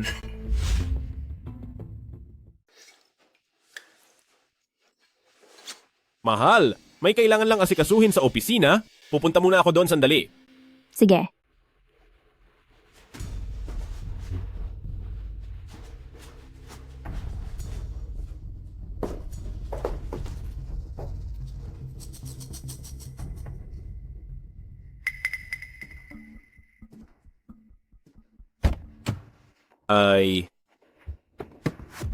Sige po, Mr. Wang.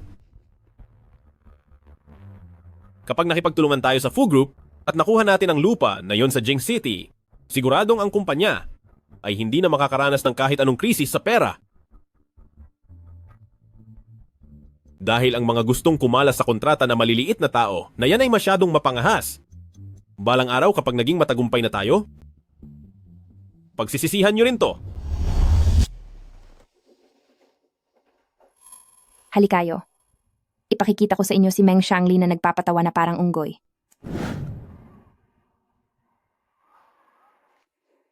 Ang makatrabaho ang Fu Group ay isa sa aming Liteng Group, pinakamalaking karangalan. Mr. Meng, pabor ba sa iyo ang lupang ito? Ito ang pinakamahalagang lupa sa buong Jing City. Paanong hindi ako magiging pabor dito? Pinapunta kita rito, Mr. Meng, para pag-usapan ang pag-invest sa pagpapaunlad ng lupang ito. Nabalitaan kong si Mr. Meng ang pinakamagaling pagdating sa real estate investment. Ay, hindi naman ako ang pinakamagaling. Pero nitong mga nakaraang taon, nakapag-invest nga ako sa ilang magagandang lupa. Kung ganoon, sa lupang ito, interesado ka ba? Siyempre naman. Pero hindi ko lang alam kung magkano kay Mr. Fu ang kailangang halaga para makasali sa investment. Para sa isang tulad ni Mr. Meng na eksperto sa pag-invest, ang puhunan para sa lupang ito ay siguradong hindi magiging mababa. Ang kailangang puhunan dito ay hindi bababa sa 100 milyong piso.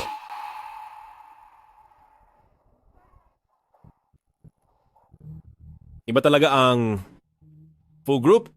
Ang pinakamababang puhunan pa lang ay parang pangarap na para sa ibang tao. Bakit? Hindi ba kaya ni Mr. Meng? Nabalitaan kong si Mr. Meng ay isang taong mapagbigay at matapang din, kaya naisipan kong makipagtulungan. O baka naman si Mr. Meng ay naghihirap na ngayon? Kung ganoon ay hahanap na lang ako ng ibang makakapartner. Kasi yung huling inimbita kong investor ay naglagak ng 600 milyong piso. Ang 100 milyon ay pinakamababang halaga na. O baka naman hindi kontento si Mr. Meng. Diretsuhin mo na lang ako, wag mo na akong paikutin pa. Nagbibiro lang po si Mr. Fu. Sa tingin ko ay walang investor ang hindi magugustuhan ang lupang ito. Kaya lang, kailangan ko pa ng 2 araw para pag-isipan ito. Pagkalipas ng 2 araw, siguradong ibibigay ko na ang sagot ko. Sige, bibigyan kita ng 2 araw. Pagkalipas ng 2 araw, ay maglalabas kami ng balita para sa bagong proyekto kapag doon pa nagnais sumali si Mr. Meng. Ay magiging mahirap na ito.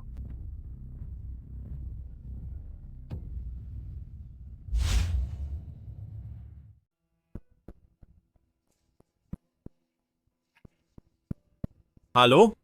Tulungan mo akong ilipat ang lahat ng asset mula sa ibang bansa pabalik dito. Sige po, Mr. Meng. 30 milyong piso ang pumasok. 38 milyon? Hindi pa sapat. Halo? Sabihan ng accounting na lahat ng pera ng kumpanya ko ay ilipat sa account ko. Mr. Meng, ang pondo ng kumpanya ay hindi na ganoon karami at sa susunod na linggo ay kailangan nating pondohan ng isang proyekto. Sigurado ba kayong ililipat niyo na ngayon? Ay nako, maliit na proyekto lang naman yan. Hayaan na lang yan. Sabi nang ilipat nyo na. Bilisan nyo! Sige po. 30 milyong piso ang pumasok. Kulang pa ng 32 milyon. Ginoong Smith, ito po ang ating lupain na bukas para sa bidding. Sa ngayon, ang kumpanya ay nangangailangan pa ng isang investor. Kapag may pumasok na puhunan, maaari na tayong magsimula agad. Tingnan nyo ang lupang ito ay natatangi sa buong Jing City. Kapag nasimulan na ang development, sinisiguro ng kumpanya namin na siguradong kikita kayo rito. Maganda nga ang lupang ito. Pagbalik ko bukas, pag-uusapan namin ito ng board, bibigyan ko kayo ng sagot bukas. Sige po, Ginoong Smith. Hindi na pwedeng magtagal. Kailangang maunahan natin sila.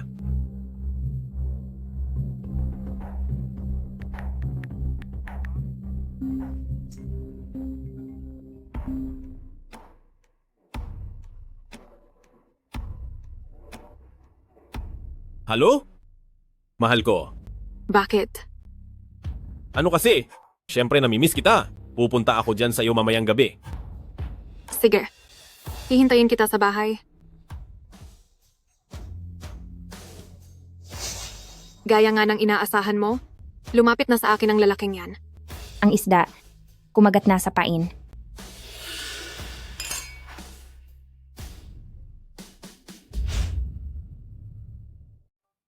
Mahal, noong nakaraan binigyan kita ng 5 milyong piso. Magkano pa ang natitira sa iyo? Nai-invest ko na lahat sa proyekto. Bakit? Kailangan mo na ba ng pera? May napupusuan akong proyekto at medyo gipit talaga ako ngayon. Hindi ba't may pera ka pa sa ibang bansa? Kunin mo muna yon para sa emergency. Nailipat ko na ang lahat dito pero hindi pa rin sapat. Ganoon ba? May alam akong paraan, pero medyo delikado to. Gusto mo bang pakinggan? Anong paraan? Ako, may kilala akong isang malaking boss na nagpapautang. Ang pondo niya ay sapat na sapat. Kung nagmamadali ka talaga, ipakikilala kita sa kanya. Sige, ipakilala mo ako sa kanya. Sige.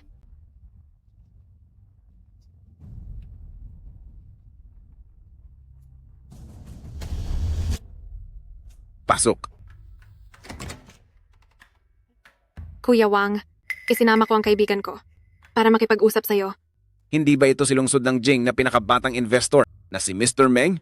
Bakit napasyal ka dito sa akin ngayon?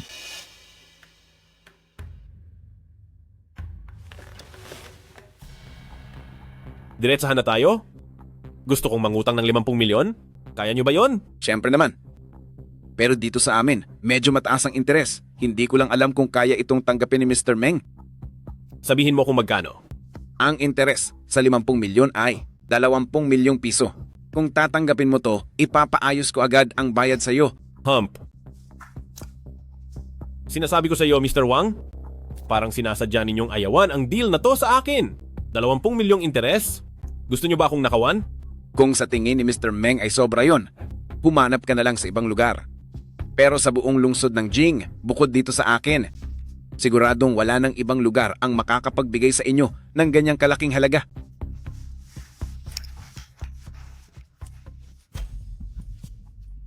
Sa pinaka-importanting lugar ng lungsod ng Jing, ang may pinakamagandang pwesto na Yifeng Garden. 2 araw mula ngayon ay gaganapin sa Huihuang Hotel ang ribbon cutting ceremony para formal na simulan ang proyekto. Ito ang proyektong babago sa kasaysayan ng lungsod ng Jing. Sige, kahit 20 milyon pa yan. Pero may maliit pa palang bagay. Nakalimutan kong sabihin sa inyo. Ang utang dito ay kailangan ng kolateral. Sa tingin ko, ang kumpanya nyo ay pwedeng-pwede na.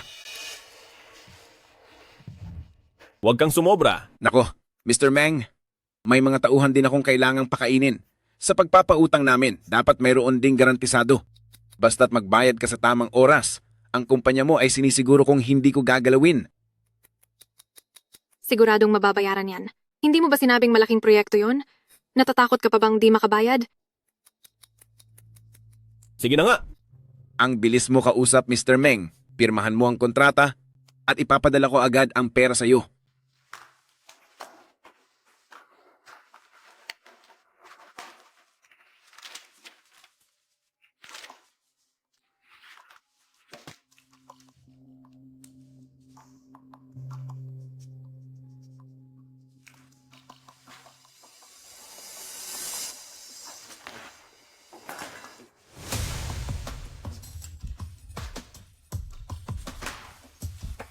nakatanggap ng 50 milyong piso?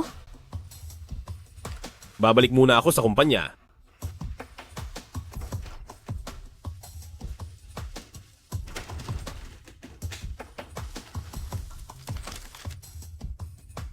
Ang utang nating dalawa, burado na. Para sa susunod na eksena, maaari na kayong magsimulang umarte.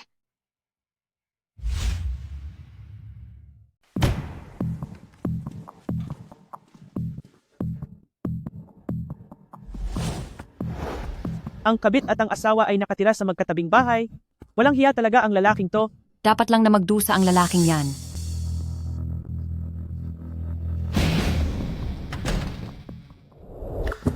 Inakit mo ang boyfriend ko at sa harap ko pa talaga.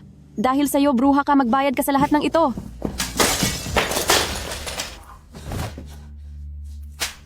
Kaya pala gusto mong alisin ko ang anak ko. Dahil may kabit ka na pala sa labas. Niloko mo ako. Ako. Meng Xiangli, hindi ba dapat magpaliwanag ka sa akin? Mahal? Hindi ganon? Yon? Pakinggan mo muna ang paliwanag ko. Tinawag mo siyang asawa? Ano ako? Pwede ba? Huwag ka nang gumawa ng gulo. Meng Xiangli, nagawa mo pang saktan ako para sa kabit na to. Idilat mo ang mga mata mo at tingnan ng mabuti. Sino ba talaga sa ating dalawa ang kabit?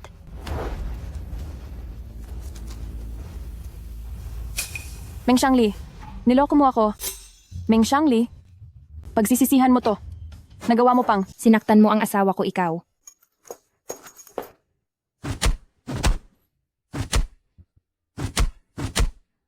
Meng Xiangli, tanungin kita. Sino ang pipiliin mo? Siya o ako? Huwag mo nang papiliin. Meng Xiangli, maghiwalay na tayo. Mag-divorce na kung mag-divorce. Ikaw na losyang ka. Paano ka naging karapat-dapat sa Kuya Meng namin? Tama, di ba? Pinag-isipan mo na ba to ng mabuti? Wala nang mas lilinaw pa sa ngayon. Dahil hindi naman kita mapipigilan, palalayain na kita. Pero may isa akong kondisyon na aalis kang walang kahit na ano. Sige. Sana lang ay hindi mo ito pagsisihan. Ayon po sa inyong utos, ang mga ari-arian sa loob ay nailipat na lahat, 6 na piso at 80 sentimo na lang ang natira.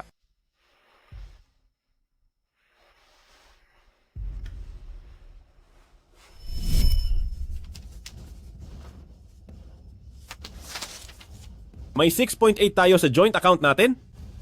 Makakakuha ka pa ng 3.4.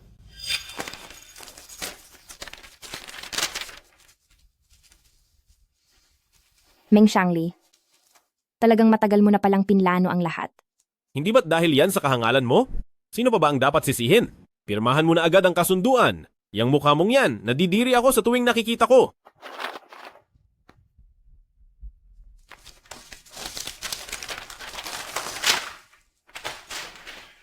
Simula ngayon, wala na tayong kinalaman sa isa't isa.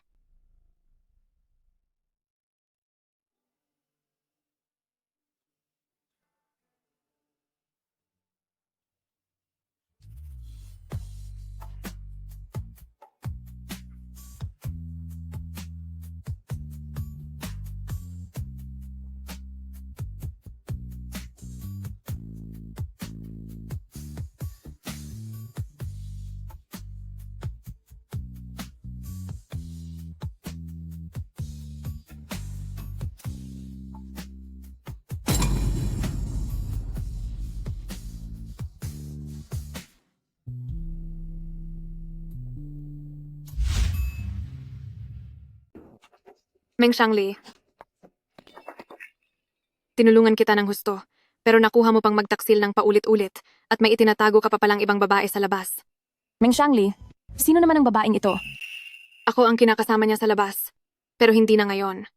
Meng Xiangli, wala ka talagang limitasyon, sukdulan ang pandidiri ko sa'yo. Mula ngayon, maghihiwalay na tayo ng landas. Meng Xiangli, akala ko dati ay nag-asawa ka lang. At ayos lang sana kung naghiwalay na kayo. Hindi ko akalain na sa labas ay may kinakasama ka pa palang ibang babae. Kitang-kita ko na ang totoong pagkatao mo. Isa kang ganap na bastos na tao. Huwag mo na akong tatawagan. Hanggang dito na lang tayo. Napakasama niyang tao. Nakakainis na manloloko. Ang mga manloloko ay dapat parusahan. Magbayad ka sa mga ginawa mo, manloloko. Maligayang pagdating sa Fu Group Yifeng Garden ribbon cutting ceremony ng development project, ngayon naman ay tanggapin natin ang tagapagmana ng Pamilya Fu upang ipakilala sa lahat ang impormasyon ng bawat investor ng Yifeng Garden. Simula sa araw na ito, ako na si Meng Xiangli ay hindi na lang isang maliit na investor, kundi isang bigating partner na nakikipagtulungan sa Fu Group. Ang mga taong nang iwan sa akin kapag nalaman nilang partner ko ang Fu Group, siguradong magsisibalikan sila sa akin.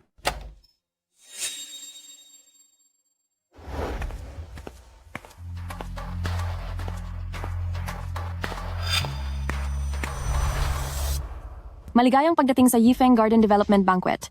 Ang proyektong ito, kaya naging matagumpay, ay dahil sa suporta ng mga investors sa likod nito. Ngayon, ipakikilala ko ang unang investor, si Mr. Will na mula sa Haikuo. Nag-invest siya ng 600 milyong piso. Ang pangalawang investor ay si Mr. Wang Qiao, nag-invest siya ng 400 milyong piso. Ang pangatlong investor ay si Mr. Meng Xiangli. Nag-invest siya ng 3 piso at 40 sentimo? Haha, 3 piso at 40 sentimo lang? Nandito ba siya para paglaruan ng Fu Group? Paano niya nagawa yon? Maging ang Fu Group ay nakuha niyang lukohin, tingin ko ayaw na niya yatang manahimik. Hindi ganoon yon.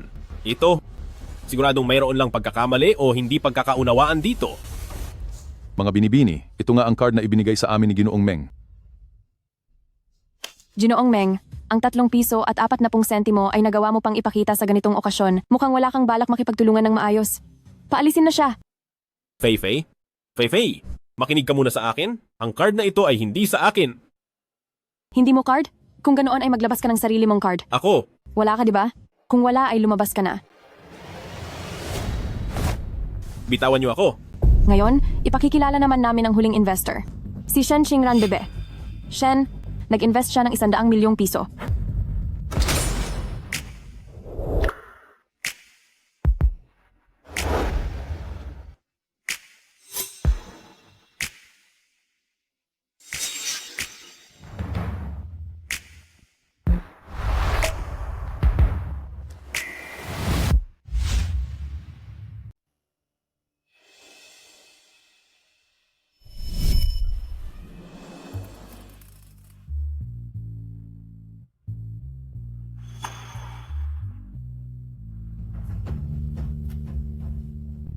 Dapat nang ibalik ang lahat sa tunay na may-ari. Mr. Meng Nang, tapos na ang palugit. Kailan mo balak magbayad ng utang? Di ba napagkasunduan nating 3 buwan?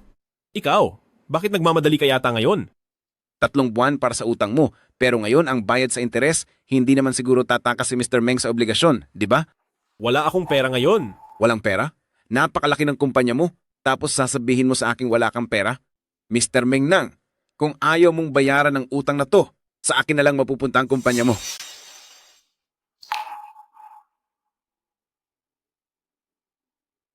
Xiao Zhang, alam mo na ang dapat mong gawin. Hoy boss, lahat ng gamit sa kumpanya na may halaga, nahakot na silang lahat. Oo nga pala, balita ko ay tinakas ni Meng Xiangli ang lahat ng pera, siguradong nasa kanya. Ang pera ngayon. Gusto mo ba talaga akong lokohin? Ikaw na Meng ang apelyido, bugbugin nyo siya, saktan nyo ng husto.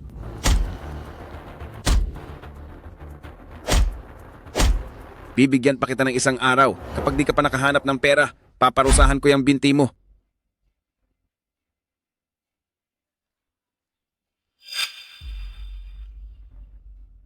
Ay naku, di ba ito ang ating Mr. Meng? Bakit ang dungis mo yata ngayon? Nabulag talaga ako kaya pala nagustuhan ko ang walang kwentang tulad mo. Mabuti na lang at natauhan na ako ngayon. Salamat na lang sa ating Qingran, kung hindi ay tuluyan na akong nabulag. Di ba sabi mo gusto mo akong pagsisihin? Nagsisisi nga talaga ako. Nagsisisi na, di pa kita hiniwalayan agad. Ikaw pala. Ikaw ang nagplano nito laban sa akin? Kinuha mo ang lahat sa akin. Tignan mo nga naman. Ang kinuha ko ay ang mga bagay na pagmamay-ari ko. Mayroon ba ritong sa iyo? Qingran, huwag mo na siyang masyadong kausapin, mabaho pa ang hininga niya. Magkakasabwat pala kayong 3. Ngayon lang pala nalaman ni Ginoong Meng. Mukhang mas bobo ka pa kaysa sa inaakala ko. Ano, ang mawalan ng lahat, masaya ba ang pakiramdam?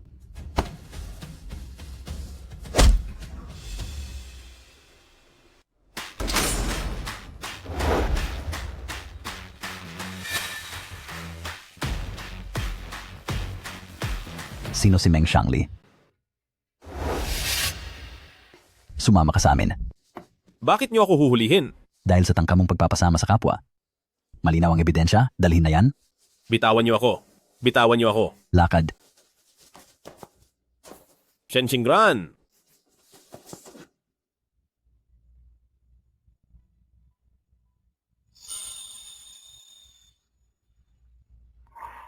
Tay, nakita mo ba? Sa wakas ay naipaghiganti na kita. Leading Company CEO, Meng Shangli, dahil sa seryosong krimen, nagsimula na ang pagdinig sa korte ng lungsod. Ang may sala na si Meng Shangli, dahil sa kasakiman sa yaman ni Pamilyang Shen, ay niloko ang anak ni Pamilyang Shen. Sinaktan si Shen Xiong at gumawa ng 2 peking aksidente na naging sanhi ng pagkawala ni Shen Xiong at ang hindi pagtuloy ng pagbubuntis ni Miss Wen. Si Meng Shangli ay hinatulan ng habambuhay na parusa at tinanggalan ng lahat ng karapatang sibil. Pa, nakita mo ba to? Sa wakas, nabigyan na kita ng katarungan. Cheers!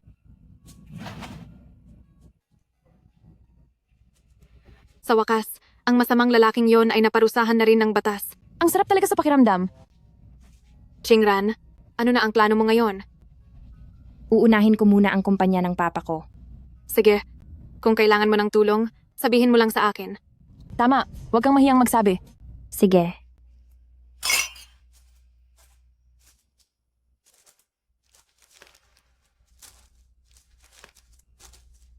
Bib, Shen, pwede mo ba akong bigyan ng pagkakataong makipagtulungan sa'yo? Paano kung pagsamahin ang Fu Group at ang Shen Group para maging iisang kumpanya na lang? Ano sa tingin mo? Mukhang maganda ang suhestiyong yan.